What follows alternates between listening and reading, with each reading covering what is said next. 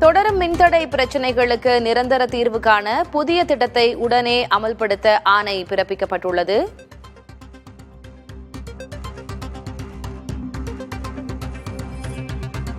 புதிய திட்டத்தை உடனே அமல்படுத்த உத்தரவு பிறப்பிக்கப்பட்டுள்ளது. தலைமை பொறியாளர்கள் மின்வாரிய அலுவலர்களுக்கு மின்வாரிய தலைவர் ராதாகிருஷ்ணன் உத்தரவு பிறப்பித்திருக்கிறார். மீண்டும் மீண்டும் ஒரே இடங்களில் ஏற்படும் மின் துண்டிப்புகளை தடுக்க புதிய திட்டத்தை அமல்படுத்த உத்தரவு பிறப்பித்திருக்கிறார்.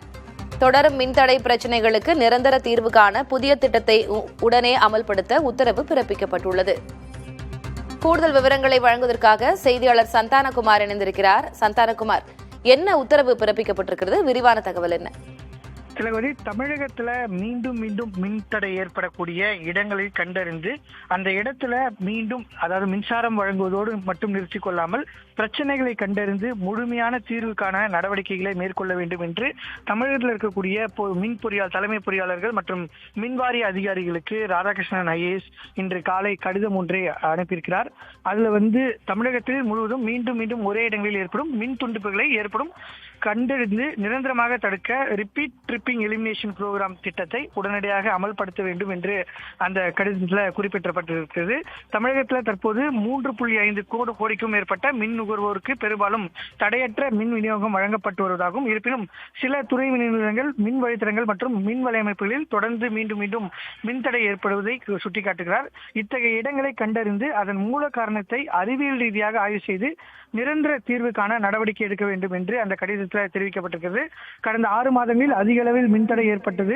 துணை மின் நிலையங்கள் மற்றும் மின் வழித்தடங்களை அடையாளம் கண்டு அவற்றுக்கென தனி பதிவேடு பராமரிக்கும். ஒவ்வொரு மின்தடைக்கும் அதற்கான காரணத்தை கண்டறிந்து தற்காலிக சீரமைப்பு மட்டுமல்ல மேற்கொள்ளாமல் நிரந்தர பொறியியல் தீர்வுகளை செயல்படுத்த உத்தரவு என்பது இந்த கடிதத்தில் பிறப்பிக்கப்பட்டிருக்கிறது.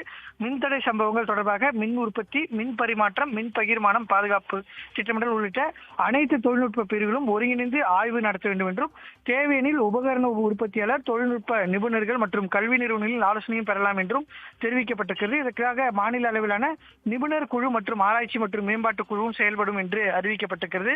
கிட்டத்தட்ட 85% அதிகமான மக்களுக்கு துணை மின் நிலையங்கள் மற்றும் மின் கட்டமைப்பு பணி மூலமாக விரைவாக இந்த பணிகள் முடிவடைய ஒரு சில இடங்கள்ல தொடர்ந்து இந்த மின்வெட்டு தொடர்ந்து ஏற்பட்டு வருகிறது. அந்த இடங்களை கண்டறிந்து தற்காலிகமாக அவர்களுக்கு மின் இணைப்புகளை அல்லது தடையில்லா மின்சாரம் வழங்குவதை விட நிரந்தர தீர்வுகளை காண வேண்டும் என்று அந்த கடிதத்தில் உத்தரவாக பிறப்பிக்கப்பட்டிருக்கிறது.